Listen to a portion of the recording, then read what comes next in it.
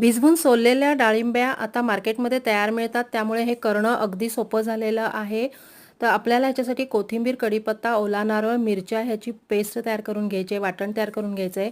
तेल तापवून त्याच्यामध्ये मोहरी, जिरे घालून, हिंग, हळद घालून हे वाटण घालून छान परतून घ्यायचं आहे. तेल सुटेपर्यंत परतायचं आहे.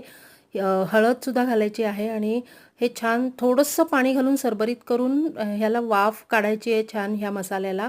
आणि डाळिंब्या घालायच्या, थोडंसं मीठ घालून पुन्हा थोडंसं पाणी घालून आपण थोडंसं आमसूल घालायचं, त्याच्यामुळे त्याला छानपैकी आंबटसर चव येते. आणि वाफ काढून घ्यायची आहे पुन्हा थोडंसं पाणी घालून. ह्याच्यामध्ये थोडंसं गूळ घालायला विसरायचं नाही आहे. तर अशी वाफ काढून घेतल्यानंतर थोडासा गूळ घालायचा आहे, धणे जिऱ्याची पावडर 1 चमचा आणि गोडा मसाला 1 चमचा. जर गोडा मसाला नसेल तर नुसती धणे जिऱ्याची पावडरसुद्धा घातली तरी चालते. अगदी हलक्या हाताने हलवायचं आहे,